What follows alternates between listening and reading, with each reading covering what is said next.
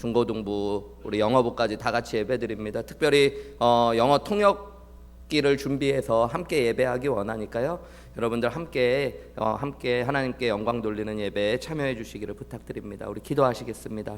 하나님 감사합니다. 하나님의 은혜로 구원받은 하나님의 백성들이 하나님 앞에 예배할 수 있게 하심을 감사합니다. 하나님, 내가 받은 구원, 하나님께서 하나밖에 없는 아들을 주신 그 크신 사랑, 우리가 예배할 이유들임을 고백합니다. 오늘 하나님 앞에 신령과 진정으로 하나님이 찾으시는 예배자가 되어 예배하는 귀한 예배자들이 이 자리에 있게 하여 주옵소서. 하나님의 말씀을 겸손하게 듣게 하시고 내게 하시는 말씀으로 하나님 가슴을 찢으며 하나님의 말씀을 듣는 자들 안에 하나님의 크신 은혜가 하늘로부터 부어지고 내려지게 하여 주시옵소서. 이 모든 말씀 예수님의 이름으로 기도하옵나이다. 아멘. 1997년도에 한국에 IMF가 왔을 때 30개의 종금사, 저축은행이라고 불렸던 은행 중에 2개만 남기고 모든 은행들이 문을 닫게 되었습니다. 그때까지 대부분의 일반 서민들, 특별히 나이 드시거나 지방에 사시는 분들, 교육을 조금 예민하게 못 받으신 분들은 시중은행과 저축은행의 차이도 몰랐기 때문에 집에서 가깝다는 이유로 또 혹은 조금 더 이자가 높다는 이유로 그냥 은행이라는 이름이 붙어 있는 곳에 돈을 아주 열심히 모아가지고 정말 금쪽 같은 돈들을 모았는데 은행이 하루아침에 망하게 되어지고, 그리고 어떤 보호도 받을 수 없다라는 얘기를 들으며 허탈해했던 사람들의 모습이 기억이 납니다. 안전할 것이라고 생각하고 의지했던 것들이 하루아침에 무너질 때 사람들은 얼마나 속상하고 또 가슴 아픈 일들을 겪게 됐을까요? 여러분, 우리가 마지막 날 하나님 앞에 섰을 때 나는 이것을 의지하여 나는 당연히 구원받는 줄 알았는데, 나는 이런 일들 때문에 내 안에 내가 지금까지 했던 어떤 모습들 때문에 하나님과의 관계가 내가 맺어졌고 하나님 앞에 당연히 의롭게 설 줄 알았는데 그런 것들이 다 마지막 날 하염없이 무너져 내리고 나를 구원해 줄 수 없다는 걸 안다면 여러분, 우리의 마음은 어떨까요? 로마서를 통해 우리는 복음을 배워가고 있습니다. 복음에는 모든 믿는 자에게 주시는 하나님의 의가 나타나 있다라고 이야기했어요. 그죠? 여러분, 어떤 사람이 하나님의 의를 소유할 수 있게 되어집니까? 믿는 자들이라고 이야기하고 있어요. 믿는 자가 하나님의 의를 소유할 수 있고요. 하나님의 의라는 건 하나님 앞에 의롭게 설 수 있고 자신의 의가 아니라 하나님과 바른 관계를 맺을 수 있다는 것들을 이야기합니다. 여러분, 왜 우리에게 하나님 의가 주어지는 것이 복된 소식이고 복음입니까? 하나님의 의가 아니고서는 하나님 앞에 설 수 있는 사람이 아무도 없기 때문입니다. 왜냐하면 모든 사람이 뭐기 때문이에요? 죄인이기 때문이라는 것입니다. 여러분, 죄 때문에 모든 믿는 사람은 구원받을 수 없고 하나님의 진노 아래 설 수밖에 없었다라고 성경이 이야기했어요. 죄는 하나님 없는 사람, 믿지 않는 사람들에게만 있는 것이 아니라고 사도 바울은 이야기하고 있습니다. 로마서 2장에 보면 예수님을 믿는 사람 혹은 종교적인 사람들 안에도 죄가 있다는 것들을 보여주기 위해서 우리 지난주에 보면 2장 1절에 어떤 사람들을 향해서 이 말씀을 했어요? 2장 1절 말씀이 어떻게 시작해요? 그러므로 남을 판단하는 사람아. 종교적인 사람은 남을 판단하고 평가하고 자신이 의롭고 도덕적이라고 생각합니다. 그런데 그런 사람들 안에 있는 모습이 죄라는 것들을 보여줬어요. 오늘 본문의 말씀 17절에 보면은 그 말씀과 연결해서 이번에는 누구를 부르고 있습니까? 유대인이라 불리는 너를 이야기하면서 그들의 죄를 이야기합니다. 여러분, 유대인은 지금도 그렇지만 사도 바울이 로마서를 쓸 때에도 가장 종교적인 사람들, 이건 단지 그냥 유대인들만을 이야기하는 것이 아니라요, 유대인을 대표적으로 칭하면서 종교적으로 의롭다라고 생각하는 사람들을 칭하고 있는 말입니다. 여러분, 유대인들만큼 종교적인 사람들이 없습니다. 인류의 역사에 봐도 4,000년이 넘는 세월 가운데 한 가지 종교를 믿어오면서 똑같은 신앙의 모습을 간직하고 살아가는 사람들은 유대인들밖에 없습니다. 여러분, 지금도 유대인들은 21세기 현대를 살아가면서 종교적인 날이 되면 검은 옷을 입고 검은 모자를 쓰고 그들의 신앙을 신실하게 지켜가려고 노력하는 사람들입니다. 사도 바울 당시에도 유대인들은 가장 종교적인 사람들이었어요. 그 사람들이 교회 안에도 있었습니다. 그죠? 유대인이었다 예수님을 믿게 된 사람들. 사도 바울은 오늘 그들을 향해서 이야기하면서 종교적이기 때문에 자신을 의롭다라고 생각하는 사람들, 그들도 그들의 종교적인 의로 하나님 앞에 설 수 없고 그들이 죄인이라는 것들을 오늘 본문을 통해 알려주고 있는 것입니다. 유대인들은요, 여러분 특별히 자신들이 유대인이기 때문에 구원받았다라고 생각했어요. 혈통적으로 우리는 유대인이니까 하나님 앞에 구원받은 사람이 하나님의 백성이야. 특별히 우리는 뭐를 갖고 있냐면 율법과 말씀을 가지고 있는 사람들. 말씀을 모르는 사람들과 우리는 달라. 우리는 어려서부터 말씀을 배워. 유대인들은 어려서부터 부모로부터 말씀을 배웁니다. 여러분, 말씀을 배울 때 부모들은 꿀을 말씀과 함께 입에 넣어주면서 하나님의 말씀이 얼마나 단지를 알려주었어요. 그래서 유대인 아이들은요, 여러분, 성년이 되어지는 10살 정도가 되는, 만 8살 정도가 되는 성년이 되면 모세오경 정도를 달달 외웁니다. 모세오경은 창세기, 출애굽기, 레위기, 민수기, 신명기예요. 이 5개의 말씀을 여러분 그냥 아는 게 아니라 달달 외워요. 그리고 랍비들과 함께 회당에서 말씀을 가지고 토론할 수 있게 되어집니다. 여러분, 그렇게 잘한 사람들이에요. 그 중에 랍비들은 또 말씀에 대하여 전문적으로 종교적인 사람들이 되어지는 거예요. 유대인들은 기도하는 시간을 정하고 기도했던 사람들입니다. 그죠? 우리 성경에 보면 기도 시간이 되었을 때 그들이 하루에 3번 이상. 오늘 우리도 내년에 교회를 위해 3번 기도하자고 그랬어요. 제가 여러분 기억하게 하려고 33 기도, 이건 좀 이상하냐, 33 기도, 53 기도로 할까, 뭐 이러다가 그냥 333이 낫겠다. 33초, 네, 이걸 쓰면서 좀 창피했어요. 교회를 위해 33초 기도하는 게 맞나? 근데 이상이라고 했으니까 이상. 꼭 33초를 재고 기도하시는 게 아니라 이상이니까 여러분 33분 기도하셔도 되고 1시간 기도하셔도 됩니다. 근데 여러분 실제로 해보면 하루에 33초씩 3번 기도한다는 거 쉽지 않을 수 있습니다. 매일같이 그것을 놓고 기도한다는 거. 여러분이 그렇게 하지 않으니까. 우리는 그렇게 생각하거든. 뭐 그렇게 조금 기도해. 그런데 내가 그 기도도 안 하고 있다는 걸 모르는 게 우리의 종교적인 사람들의 특징. 아는 건 많은데 하는 건 없는 거예요. 여러분, 유대인들은 어떻게 보면 그들이 말씀을 안다라는 것들이 그들의 자랑이었습니다. 말씀을 알 뿐만 아니라 그들은 할례를 받았다는 것들을 자랑하는 사람들이었어요. 할례는 세상과 끊어져서 이제는 하나님 앞에 구별된 사람들의 표식이었습니다. 그래서 그들은 무할례자와 할례자로 이방인과 유대인을 구별하여 부르기도 했어요. 그건 그들에게 자랑이고 그들에게 상징적인 거예요. 오늘로 보면 우리가 예수님 믿을 때 침례받는 것과 마찬가지로 내가 유대인의 남자로 태어나면 유대교에 입교한다는 마음으로 난지 8일 만에 할례를 받습니다. 그리고 그들은 그것이 내가 세상과 구별된 사람이라는 표식이에요. 그것뿐만 아니라 그들은 여러 종교적인 절기들을 지켜왔습니다. 유월절을 지키고 또 무교절을 지키고 초막절을 지키고 수장절을 지키고 그런 절기들을 지키며 그들은 자신들이 세상 사람들과 다른 의로운 사람이라고 생각해 왔었던 것입니다. 여러분, 사도 바울은 유대인들이 이렇게 자랑하고 스스로 그래서 의롭다라고 생각했던 그것들이 하나님 앞에 너희를 세워주는 것이 아니라고 오늘 본문에서 이야기해주고, 그리고 유대인들도 죄인이라는 것들을 펼쳐 보여줍니다. 그래서 유대인들에게도 뭐가 필요한 걸까요, 여러분? 복음이 필요하고 믿음이 필요하다는 걸 알려주고자 하는 것입니다. 여러분, 돈으로 살 수 없는 것들이라는 이 네덜란드의 속담이 있다고 해요, 격언이. 돈으로 집은 살 수 있어요, 없어요? 왜 이렇게 어려워 얘기하세요? 돈으로 집을 살 수 있습니까, 없습니까? 있어요. 근데 가정은 살 수 있을까요, 없을까요? 없어요. 여러분, 시계는 살 수 있어요, 없어요? 근데 시간은 살 수 있을까요, 없을까요? 없는 거예요, 여러분. 침대는 살 수 있어요, 없어요? 있어요. 근데 잠은 살 수 있어요, 없어요? 없어요. 여러분, 책은 살 수 있어요, 없어요? 지식은요? 살 수 없는 거예요. 여러분, 직위는, 어떤 직업은 구할 수 있을까요, 없을까요? 돈이 많다면? 있죠. 뭐 직장 차리시면 되죠, 여러분이 돈만 많으면.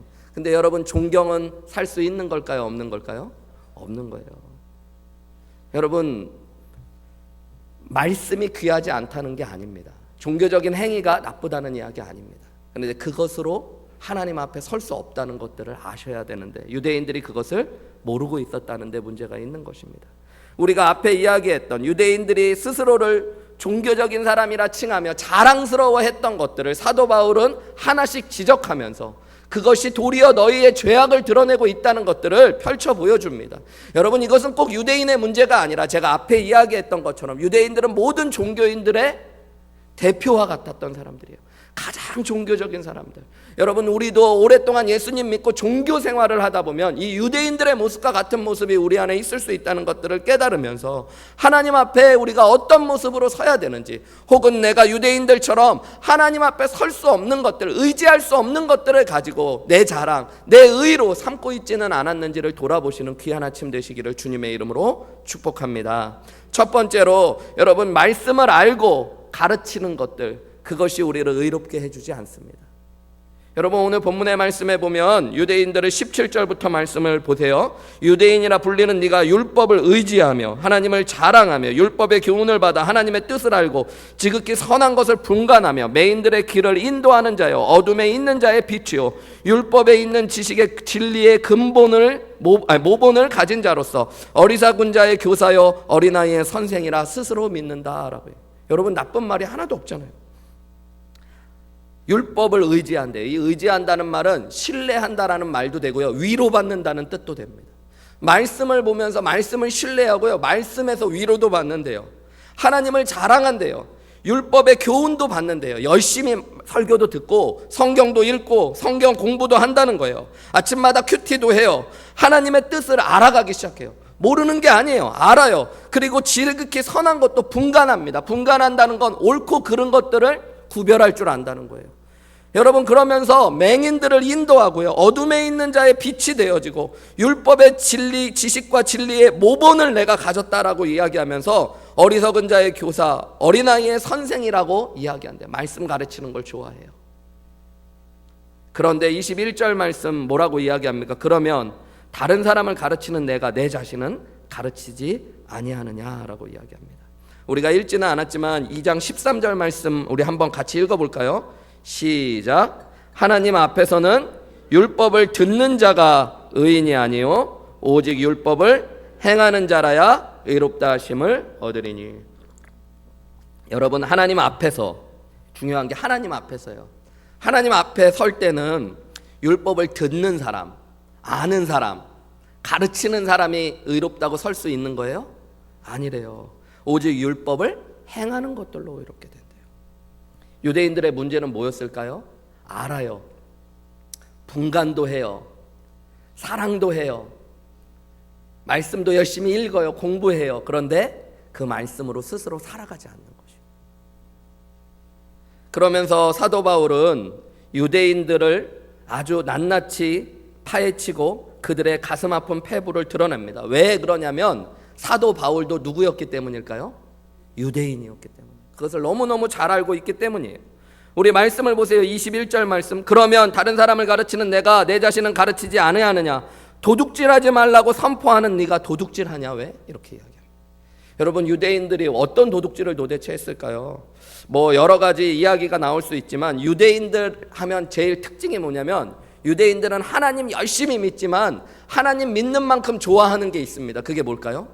돈입니다. 전 세계에서 여러분 유대인들만큼 돈을 좋아하는, 혹시 베니스의 상인이라는 셰익스피어의 소설을 읽어보셨나요? 그냥 아시기만 하시겠죠? 거기에 보면 여러분 유대인 상인이 나와요. 얼마나 악랄한 고리대금 업자인지 모릅니다. 실제 유럽의 역사와 전 세계의 역사를 보면 은행이라는 금융 산업을 처음으로 만든 사람들이 유대인들입니다. 돈을 빌려주고 이자를 받는 일들을 한 사람들이에요. 유대인들은 세계 곳곳에 나아가서 장사하고 고리대금을 통해서 돈을 버는데 익숙했던 사람입니다. 여러분, 사실 이 고리대금이라는 것이 어떤 의미에서는 도둑질 아닙니까? 여러분, 남의 것들을 정당하게 취하여 빌려주고 그 사람들에게 감사와 이익을 취하는 것이 아니라 더 많은 것들을 빼앗아내는 것들, 그것이 바로 유대인들의 모습이었어요.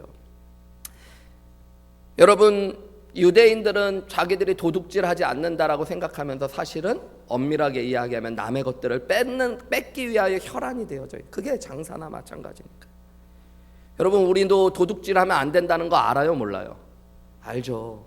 근데 우리는 하나님의 것을 너무 잘 도둑질하잖아요. 안식일도 하나님의 날이라고 그러면서 주일 성수도 마음대로 하고, 여러분, 하나님께서 주신 물질이라고 하면서 하나님께 드려야 될 것들을 드리지 않고, 내 생명 주님께 드린다고 그러면서 작은 헌신도 할 줄 모르고, 여러분, 남의 영광을 취하기도 하고 다른 사람의 시간을 뺏기도 하고 장사를 하면서 부당한 이익을 취하기도 하는 거 다 도둑질입니다. 여러분, 우리는 알면서 행하지 않아요. 여러분, 두 번째로 22절, 간음하지 말라 말하는 네가 간음하느냐? 우상을 가증히 여기는 네가 신전의 물건을 왜 도둑질하느냐 그럽니다. 여러분, 간음과 우상의 신전에서 도둑질하는 문제를 이야기해요. 간음. 여러분, 이 간음의 문제는 이미 예수님께서 말씀하셨습니다. 유대인들은 간음을 하나님 앞에 용서받지 못하는 죄 중에 하나라고 이야기하고 있었어요. 그런데 여러분, 사람들의 안에 간음하지 말라고 얘기하면서 하나님께서는 그 마음에 여자를 보고 남자를 보고 음욕을 품는 자마다 이미 모한 자와 마찬가지라고 이야기하고 있어요. 간음한 자라고 이야기하고 있어요. 여러분, 실제로 유대인의 기록들에 보아도 랍비들 안에도 성적인 문제가 있었다는 여러 가지 기록들이 나옵니다. 여러분, 그렇게 거룩한 척하지만 우리 안에 있는 죄의 문제가 있다는 것들을 우리는 깨닫지 못하고 도리어 이중적인 사람들로 되어져 버리고 있는 거예요.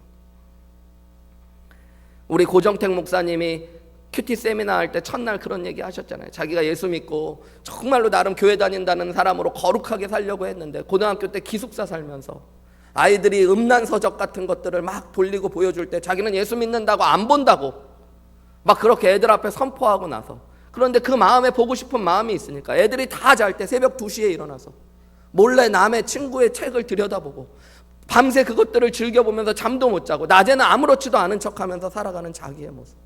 여러분, 아이들에게 음란한 것들을 보지 말라 그러면서 어른들은 스스로 보고 있는 우리의 모습들, 남들에게는 막 이야기하면서 우리 안에 있는 죄의 모습들이 있다는 것들, 유대인들도 마찬가지였고 우리 종교인들 안에도 있다는 것들을 보여주고 있는 것입니다.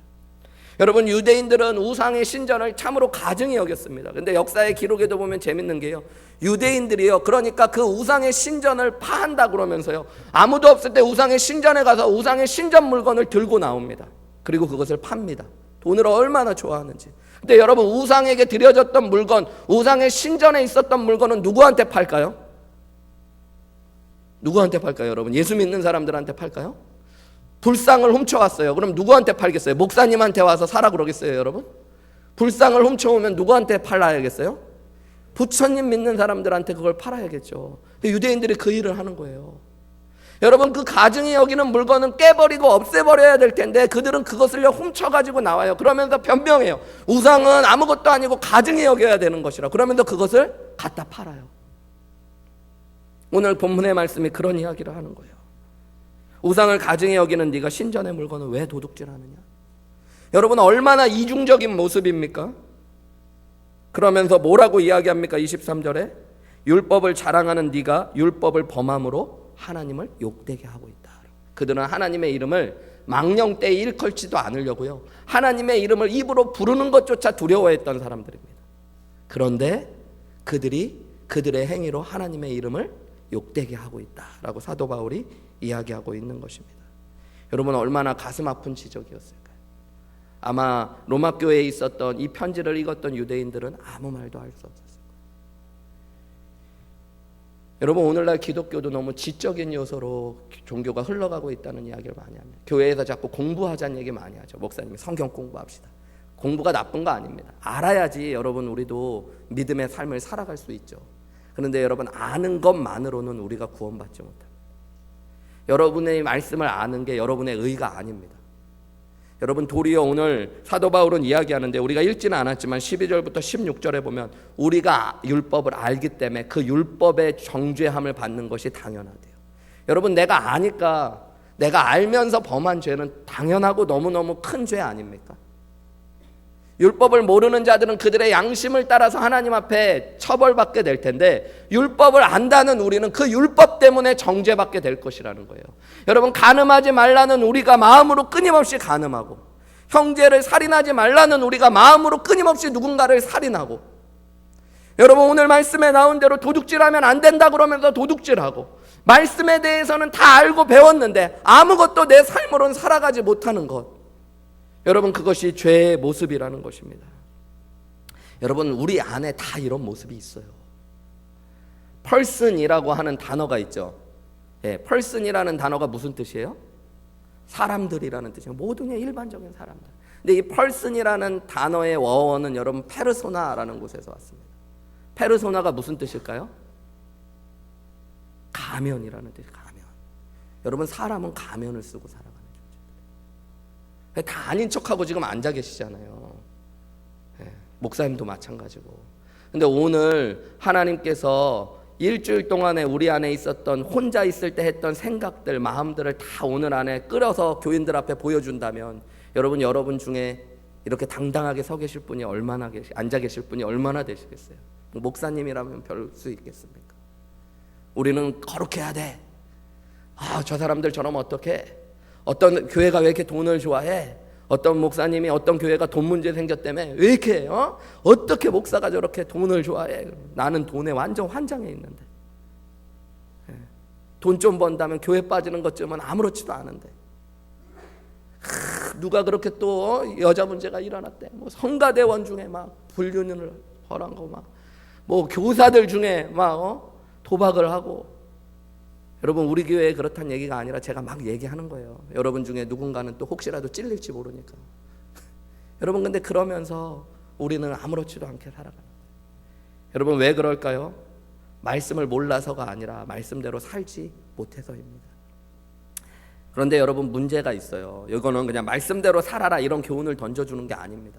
로마서 전체의 흐름에 보면 유대인들은 말씀을 아는 것들, 말씀을 의지하는 것들, 말씀을 가지고 있는 것이 자신들을 의롭게 해주고 실제로 그것이 이방인과 우리의 차이고 우리는 의로운 백성이라고 자랑하고 있었어요. 그런데 사도 바울이 이야기하는 건 여러분, 말씀만 가지고 말씀을 공부하고 의지하고 사랑하는 것으로 우리는 결코 하나님 앞에 설 수 없다는 거예요.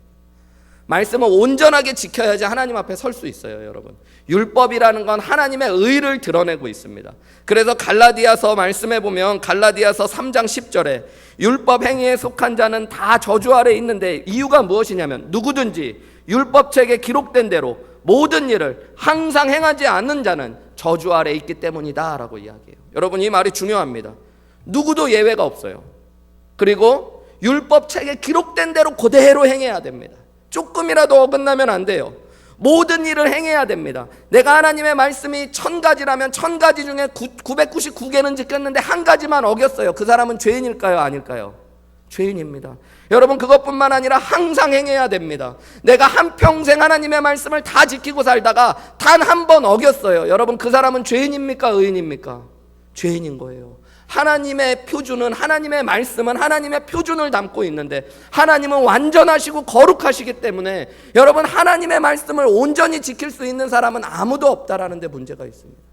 그러니까 여러분, 내가 말씀을 좀 안다고, 말씀 몇 개를 지키고 살아갔다고, 그것으로 내가 세상 사람들과 다르고 그래서 나는 하나님 앞에 설 수 있다라고 이야기하는 것이 가능한 일일까요? 그렇지 않다라는 것입니다. 말씀을 의지하지만, 말씀을 자랑하지만, 말씀을 안다라고 이야기하지만 그것으로 너희는 결코 하나님 앞에 설 수 없다라는 것들을 이야기해 주고 있는 거예요. 두 번째로는 여러분, 마음이 따르지 않는 종교적인 행위로는 하나님 앞에 설 수 없다라는 것들을 보여줍니다. 우리 25절부터 29절까지의 말씀에 보면 할례라는 종교적인 행위를 대표로 이야기하며 이렇게 이야기합니다. 25절 말씀입니다. 내가 율법을 행하면 할례가 유익하나 만일 율법을 범하면 내 할례가 무할례가 된다. 야, 네가 할례 받았다고 하더라도 마음을 다해서 말씀을 지키고 살지 못하면 할례 안 받은 거와 똑같은 거야. 이런 얘기를 하는 겁니다. 26절 그런즉 무할례자가 율법의 규례를 지키면 무할례를 할례와 같이 여길 것이 아니냐. 할례 안 받았어도 말씀을 지키고 살아가는 사람은 할례 받은 거와 똑같이 여겨줄 수 있어. 이 얘기를 던지는 것입니다. 27절 또한 본래 무할례자가 율법을 온전히 지키면 율법 조문과 할례를 가지고 율법을 범하는 너를 정죄하지 않겠느냐. 야, 너 할례 받았다 그러는데 할례 받지 않은 사람이 하나님의 말씀대로 다 살아가고 너는 못 살아간다 그러면 할례 받은 너는 더 정죄받는 거 아니냐?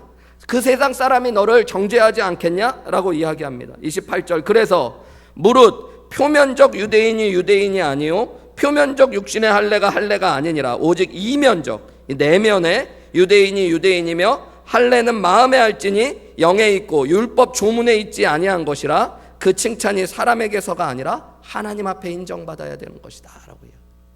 사람 앞에서는 내가 할례 받았다는 육체적인 행위를 보여줄 수 있지만 하나님은 우리의 무엇을 보시는 분이에요? 중심을 보시는 분이에요. 하나님 앞에 칭찬받고 인정받는 것은 육체의 할례가 아니라 마음의 할례라는 거예요. 여러분, 유대인들은 할례 받았다는 것이 하나님 백성의 증거라고 생각했어요. 야, 네가 유대인이고 하나님의 백성이라는 증거가 뭐야? 그럼 어떤 유대인은 자신의 할례를 드러냈을지도 모릅니다. 근데 사도 바울은 이야기합니다. 마음의 변화를 받지 않은, 삶의 변화가 따르지 않는 그런 종교적인 행위가 너에게 어떤 의가 될 수 있냐라고 이야기하고 있는 것입니다. 도리어 그것은 너를 더 정죄하게 될 것이다 라고 이야기합니다.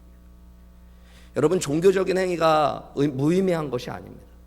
여러분, 우리가 예수님을 정말로 구원자여 주님으로 먼저 마음으로 믿고 입으로 시인하고 나서는 그것을 기억하고 기념하고 고백하기 위하여 침례 받을 수 있죠. 그죠? 그 침례는 마음으로 믿고 드려졌을 때 아름다운 고백의 행위가 되고 기념의 행위가 되는 것입니다. 그죠, 여러분? 근데 믿지 않고 드리는 침례가 무슨 의미가 있습니까? 그건 아무 의미가 없어요, 여러분. 침례 받았다고 구원받는 게 아니거든요, 여러분. 할례도 마찬가지라는 것입니다. 여러분, 예배 열심히 드리면 구원받습니까? 그렇지 않아요. 여러분, 구원받았기 때문에 하나님의 은혜가 감사하고 하나님을 찬양해야 되니까 뭐 하는 거예요? 예배하는 거죠. 예배가 그런 의미에서 귀하고 중요한 은혜의 수단입니다. 그렇지만 여러분, 예배 열심히 드린다고 구원받는 거 아니에요. 나는 한 번도 예배 안 빠지고 드려야지. 여러분, 마음으로 복음으로 예수님을 믿지 않고 이런 종교적인 행위만 남은 사람들이 무서운 신앙생활을 하게 되는 거예요. 그러니까 막 한 번이라도 빠진 사람에 대해서 분노하고, 예배를 빠지지 않게 드리고. 유대인들에게는 할례가 그런 행위였던 거예요. 근데 여러분, 하나님 앞에는 할례로, 육신의 할례를 보여주면서 설 수 없다고 이야기하고 있어요. 마음의 할례가 중요하대요. 여러분, 내가 침례 받는 것, 예배 열심히 드리는 것, 기도 열심히 하는 것, 11조 열심히 드리고 물질도 많이 드리는 것, 전도하고 봉사도 열심히 하는 것, 다 귀한 것일 수 있습니다. 여러분, 근데 그것으로는 하나님 앞에 설 수 없습니다. 우리가 마음의 진짜 변화를 받아서 내가 하나님의 은혜 가운데 그 일들을 한다면 그것은 귀한 것이죠. 그렇지만 그렇지 않게 하는 종교적인 행위만으로는 절대 하나님 앞에 설 수 없다라는 것들을 이야기하고 있습니다. 어떤 한국의 목사님 한 분이 안식년을 갖게 되면서 유대인들에 대해서 좀 알고 싶어갖고 이스라엘에 가가지고 생활을 하셨다고 그래요. 그 중에서 한 3달 정도는 유대인들 중에서도 가장 근본주의자들, 신앙생활을 가장 원칙대로 한다는 사람들이 있는 마을에 가서 3달을 사셨대요. 그곳에 가면서 느낀 바를 이분 그냥 주관적으로 이야기하시더라고요. 가서 너무너무 놀란 것이 있대요. 하나는 너무 마을이 더럽더라는 거예요. 쓰레기가 너무 많고 지저분하더라는 거예요. 그리고 사람들의 표정이 너무너무 무섭더라는 거예요. 아무도 웃는 사람이 없고 다들 그냥 말씀을 원칙대로 지키려고 하니까, 율법을 하나도 어기지 않고 살려고 하니까 사람들 안에 생명력이 하나도 없고 기쁨이 없는 것들을 자기가 느꼈다고 주관적인 이야기를 하시는 것들을 봤어요. 여러분, 우리 안에 진짜 복음 안에 생명력이 있고 그 은혜 가운데서 예배를 열심히 드리고 기도를 열심히 하고 말씀을 열심히 읽는 것, 그건 좋은 걸까요? 나쁜 걸까요? 좋은 거죠. 그런 사람들 안에는 생명력이 있습니다. 신앙의 기쁨이 있습니다. 그런데 여러분, 내 마음의 변화가 없이 그저 열심만으로 드리며 그것으로 내 의를 삼고 하나님 앞에 설 수 있다라고 생각하는 사람들의 신앙에는 여러분, 어떤 기쁨도 없고 어떤 생명력도 없습니다. 메마른 신앙들, 그것이 도리어 다른 사람을 정죄하며 그 정죄로 나중에 하나님 앞에서 내가 정죄받게 될 것들을 모르고 살아가는 것들이에요. 어떻게 보면 그런 신앙은 무정란 같은 신앙 같다는 생각이 들더라고요. 말씀 묵상하다. 여러분, 무정란이 있고 유정란이 있죠. 예. 여러분, 무정란은 뭡니까? 예, 부화가 될 수 있느냐, 생명이 그 안에 있느냐 없느냐. 노란 자도 똑같이 있고요, 흰 자도 있고요, 계란 후라이 하면 맛도 똑같고요, 안에 깨보면 다 똑같고 무게도 똑같은데 여러분, 생명력이 있고 없고의 차이. 여러분, 겉의 신앙생활은 똑같아요. 열심히 큐티도 하고 말씀도 읽고 기도도 하고 하나님 앞에 헌신도 하고 헌금도 드려요. 직분도 받고 열심히 살아갔어요. 그런데 그 안에 복음의 생명력이 있느냐 없느냐는 전혀 다른 신앙이 되어질 거라고 하나님의 말씀이 이야기하고 있는 것입니다. 여러분, 우리가 우리 자신을 돌아보시고 주의하셔야 돼요. 나도 신앙생활을 오래 했다고 하면서 혹시 표면적인 형식적인 종교인이 되어가고 있지 않은지 돌아보셔야 돼요. 여러분, 예배하는데 구원의 감격이 있으세요? 찬송 드릴 때 하나님께서 내게 주신 은혜의 감격을 통해 찬송하시고 하나님을 높이십니까? 여러분, 그러면 뭐 그렇게 찬양할 때 찬양 인도자가 앞에서 손 들고 찬양합시다 라고 해도 뭘 그렇게 힘들게 손을 들라고 안 해도 나 같으면 막 하나님 앞에 감사와 감격이 높여서 손을 들 텐데 또 그냥 목사님 자꾸 귀찮게 아침부터 손을 들라고 하고 그래. 여러분, 날 구원하신 주님 앞에 뭘 그렇게 손 드는 게. 여러분, 이번 수요일이 무슨 날이에요? 성탄절은 뭐 하는 날이, 뭐 때문에 모이는 날이에요?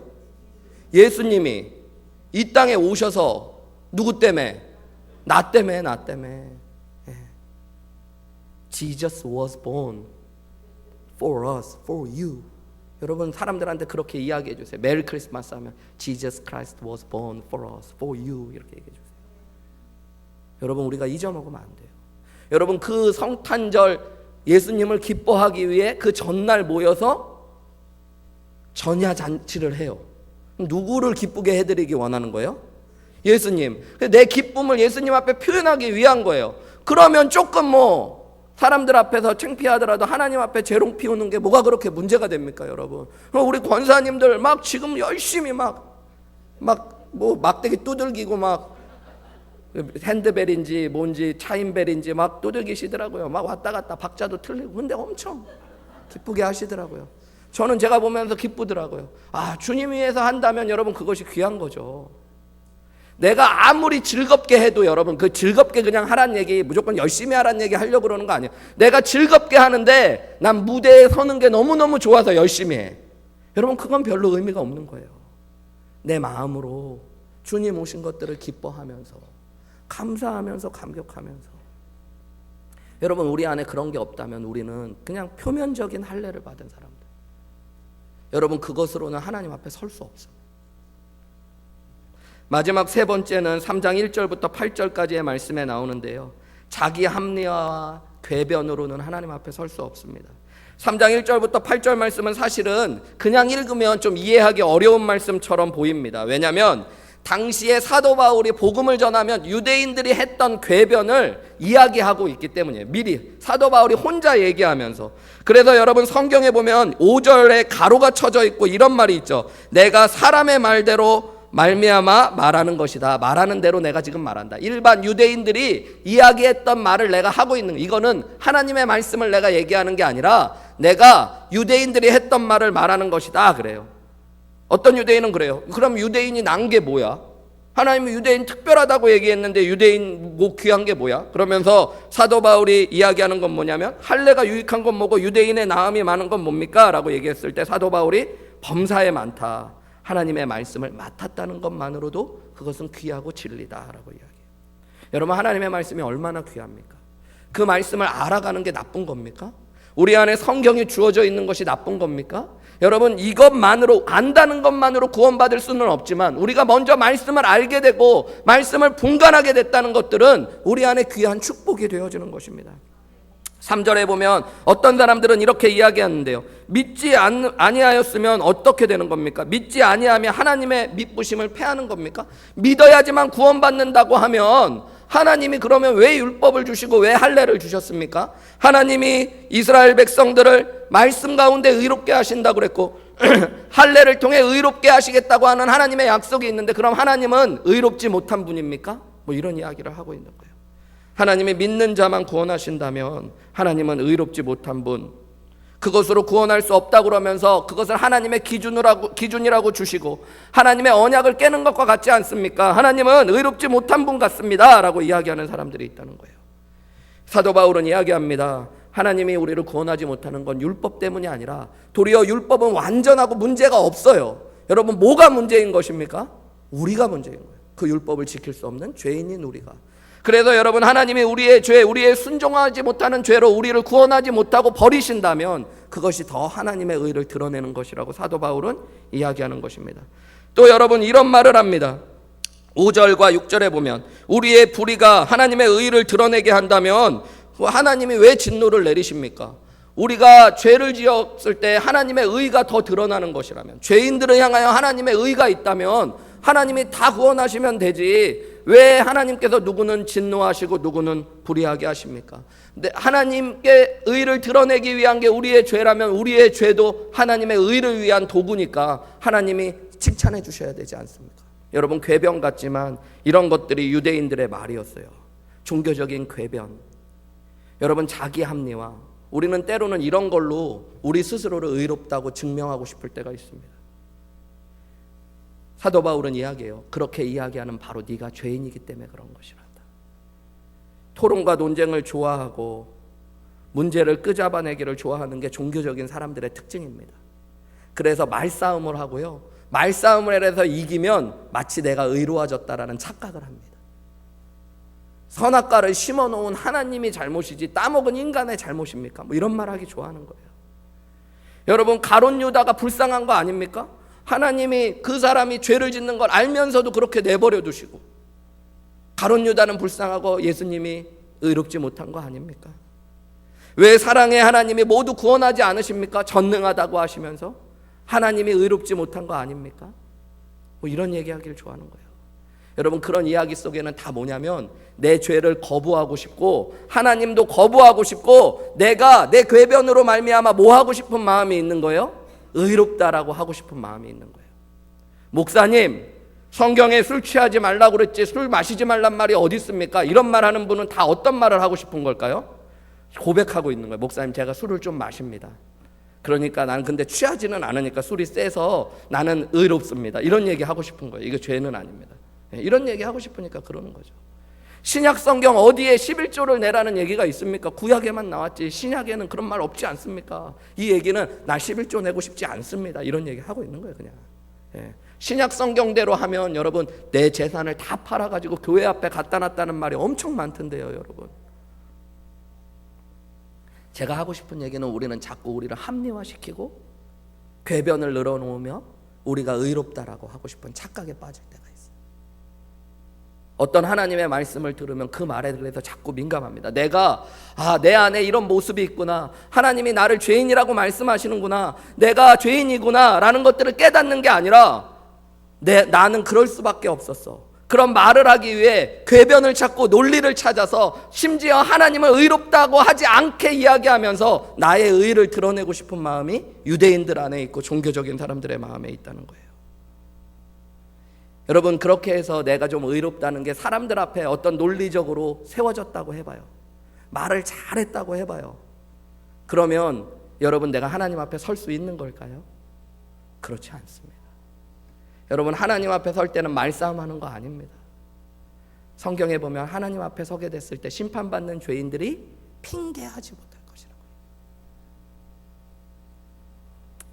가끔 이렇게 요즘에는 저는 그런 게 조금 이해는 안 되는데 꼭 그렇게 해야 되나 그런데 막 EBS 같은 데서 한국에 보니까 그 유교를 열심히 공부하신 도올 김용욱이라는 선생님이 요한복음 강해, 얼마 전에 로마서 강해도 내셨더라고요. 전 읽어보지도 않았어요. 한두 번 강연을 들어본 적은 있는데 너무 황당하더라고요. 어떻게 이런 말씀을 저렇게 해석하지 할 정도로 말씀을 너무 몰라요. 그냥 제가 봤을 때는 그냥 복음을 모르고 말씀을 모르면서 자기가 가진 유교의 잣대로 이 성경을 그냥 풀어내고만 있는 이야기들, 그리고 자기의 궤변을 늘어놓고 있는 이야기인데 한 가지는 확실하게 이야기할 수 있겠더라고요. 말은 참 잘하셔요. 여러분, 그것은 자기의 의를 드러낼 수 없습니다. 결국에 그분이 하는 얘기가 뭐냐면 로마서 다 이야기한 다음에 그래서 자기는 예수 안 믿는다는 거예요. 여러분, 그게 너무 재밌는 얘기 아닙니까? 요한복음을 강해하고 나서 얘기하는 게 나는 그래서 교회 안 다니고 예수 안 믿는다는 거예요. 너무 황당한 이야기 아닙니까? 여러분, 근데 인간은 그럴 수 있다는 거예요. 저와 여러분이 그럴 수 있다는 거예요. 여러분, 근데 그것으로 우리는 하나님 앞에 설 수 없습니다. 다시 한번 이야기하지만 여러분, 우리가 깨달아야 되는 것이 있어요. 종교는 귀한 겁니다. 여러분, 신앙생활은 귀한 거예요. 말씀을 알아가는 것도 귀합니다. 내가 복음 안의 은혜를 경험하고 나면요, 성령께서 우리 안에 오셔서 마음의 변화를 주십니다. 이제는 내 뜻대로 살고 싶지 않고 주님의 뜻대로 살고 싶어져요. 그래서 주님의 뜻을 알고 싶어져요. 그래서 말씀을 읽게 되고 그 말씀대로 살아가요. 이건 귀한 겁니다, 여러분. 그런데 그런 복음의 변화 없이, 마음의 변화 없이 내가 말씀만을 읽고 알아감으로 나를 의롭게 할 수 있다는 것, 그것은 착각일 뿐만 아니라 여러분, 우리를 하나님 앞에 세워줄 수 없다는 것들을 아셔야 돼요. 여러분, 오늘 말씀을 보면서 우리 깨달으셔야 됩니다. 혹시 내가 종교적인 여러 가지 모습을 통해 나도 하나님 앞에 복음 아닌, 예수 그리스도가 아닌 것들을 의로 삼고 서려고 하는 사람들이 아닌지 돌아보셔야 됩니다. 여러분, 오늘 하나님 앞에 우리의 종교적인 모습을 보면서 이렇게 고백하실 수 있어야 됩니다. 나도 죄인입니다. 여러분, 그게 정답이에요. 하나님 말씀을 아는데요, 제가 살지 못합니다. 저는 사실은 이런 말씀을 들을 때 제일 찔리고 아파야 되는 사람이죠. 그 다음이 목자님들, 우리 교회 말씀 가르치시잖아요. 그런데 여러분은 스스로를 가르치지 못하고 그대로 살지 못합니다. 제가 했던 설교를 듣는 것들이 어떨 때는 너무 부끄러워요. 내가 내 설교를 들어도 내가 마음이 너무 찔려서, 근데 내가 어떻게 이런 얘기를 했지? 여러분, 근데 그렇잖아요. 제가 그렇다고 그렇게 못 산다고, 제가 마음에 맨날 남들 것을 도둑질하고 싶은 마음이 있다고 도둑질 좀 해도 됩니다, 이렇게 가르칠 수는 없잖아요. 제가 제 안에 음란한 마음이 있다고 여러분 마음으로는 좀 음란하셔도 됩니다, 이렇게 얘기할 수는 없잖아요. 그러니까 말씀을 가르쳐야 되니까 저도 말씀 진리대로 가르치는데 그 말씀대로 살지 못하는 나를 보면서 내가 얼마나 가슴 아프고 괴롭겠어요. 가끔요, 어떨 때 보면 저는 저희 아내가 여보 오늘 설교 이렇게 저녁에, 주일 저녁에 얘기하면 막 두렵고 떨려요. 왜 그런 얘기했냐고. 저 다음으로 잘하는 분이 제 아내잖아요.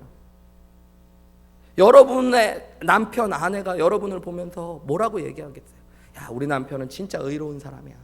우리 아내는 정말 의로운 사람이야. 말하는 대로 살아가는 사람이야. 아는 대로 살아가는 사람이야. 말씀을 읽었으면 묵상하는. 근데 여러분, 우리는 그런 소리를 더 많이 듣잖아요. 큐티 하면 뭐해? 저랑 막 1:1 성경 공부하는 분들이 그런 얘기 많이 들었대요. 남편, 아내한테. 목사님한테 도대체 뭘 배우는 거냐고 막. 1:1 하면 뭐해?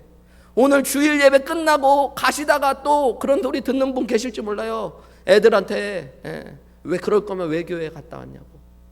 우리 애들도 그러더라고요. 어저께 수양회 갔다 왔는데 중고등부 수양회 갔다 오더니 피곤해가지고 오자마자 짜증내니까 엄마가 목사님 사모님인데도 너 그럴 거면 수양회 왜 갔다 왔어? 다음부터 그런 데 가지 마! 막 그러더라고요. 제가 목사님 아내랑 딸이랑 잘한다 진짜. 제가 속으로 그랬죠. 말로는 안 뱉었는데 당신도 그럴 거면 사모하지 마! 그러고 싶었는데 안 하고. 그럼 또 우리 아내가 그럴 거죠. 당신도 목사인데 당신도 그럴 거면 하지 마. 우리 다 하지 마. 여러분, 우리가 아셔야 돼요. 그게 바로 우리의 모습이라는 거예요. 안 그러려고 노력해야 되지만 우리는 완전할 수 없고 말씀의 완전한 표준을 이룰 수 없는 사람들. 그래서 말씀으로는 하나님 앞에 설 수 없는. 여러분, 그래서 뭐가 필요한 거예요? 예수님이 우리를 위해 이 땅에 오신 것입니다. 그래서 예수님께서 우리를 위하여 대신 뭐 하신 겁니까? 죽어주신 겁니다. 그래서 모든 믿는 자에게, 종교적인 죄인이든 하나님을 모르는 죄인이든 모든 죄인이 하나님 앞에 설 수 있는 것은 믿는 자에게 하나님께서 은혜로 주시는 하나님의 의로만 하나님 앞에 설 수 있다는 것, 이것이 복음이고 은혜인 줄 믿으시기 바랍니다. 여러분, 복음을 통해 예수님을 믿는 것이 마음의 할례를 받는 거예요. 오늘 본문에 보면 육신의 할례가 아니라 마음의 할례를 받으래잖아요. 마음의 할례는 여러분 어떻게 받는 겁니까? 내가 마음을 변화해야지 한다고 마음이 변화하든가요, 여러분? 내가 마음을 새롭게 해야지 한다고 마음이 새로워지던가요? 여러분, 그냥 그건 각오일 뿐이지 내 마음은 내 마음대로 되지 않는 겁니다. 우리 지난주 우리 큐티 말씀에 보면 옛사람을 벗어버리고 성령 안에서 마음의 변화를 받아 새 사람을 입으라 그러잖아요. 큐티 하고 계세요? 네? 큐티도 안 하는 죄인들아, 뭐 이런 게 아니라 여러분 큐티를 하면서 여러분 우리 안에 깨달은 거, 마음을 변하는 성령께서 우리 안에 주시는 거예요. 예수님을 구원자의 주님으로 믿을 때 성령께서 우리 안에 마음의 변화를 주십니다. 여러분, 그 마음의 변화를 통해 우리가 말씀을 알아가고 살아가고 종교적인 행위를 통해 주님과 동행하고 내 궤변이 아니라 내 합리화가 아니라 하나님 내가 죄인입니다 라는 자기 인정을 통해 하나님 앞에 회개하며 변화받아 갈 때 하나님이 우리를 예수님의 모습으로, 에베소서의 우리 큐티한 말씀대로 예수님의 장성한 분량까지 변화시키시고 세워가시는 하나님의 은혜가 일어나는 줄 믿습니다. 여러분, 복음을 받아들이셨습니까? 예수님을 믿는 믿음이 우리 안에 필요하고 그것을 통해 주시는 하나님의 의가 우리에게 복된 소식임을 여러분 정말로 믿으십니까? 내가 하나님을 알면서도, 종교적인 행위를 하면서도 나는 죄인이고 내 모습으로는 하나님 앞에 설 수 없다라는 것들을 깨달으십니까? 여러분, 그걸 깨달을 때 예수 그리스도의 십자가의 보혈이 은혜로 다가오는 거예요. 그것을 믿는 것이 생명으로 다가오는 거예요. 여러분, 크리스마스가 진짜 기쁨이 되는 거예요. 예수님이 날 위해 오신 거잖아요. 진짜 날 위해, 나 같은 죄인을 하나님 앞에 세워주시기 위해. 마음의 할례를 받으시는 저와 여러분 되시기를 주님의 이름으로 축복합니다. 말씀을 귀하게 여기고 한평생 종교적인 행위를 하면서 여러분, 하나님과 동행하는 거 귀한 것입니다. 그런데 먼저 내가 죄인인 것들을 깨닫고 하나님 앞에는 오직 뭐로만 설 수 있는 거예요? 은혜로만, 믿음으로만, 하나님 주시는 의로만 설 수 있다는 것들을 깨달으시는 저와 여러분 되시기를 주님의 이름으로 축복합니다. 우리 함께 오늘 주신 말씀 생각하면서 찬양하며 나아가기 원합니다. 우리 은혜로만 들어가네, 은혜로만 선다네. 우리 주신 말씀 생각하면서요 찬양의 고백으로 드리고 함께 기도하시며 나아가시겠습니다.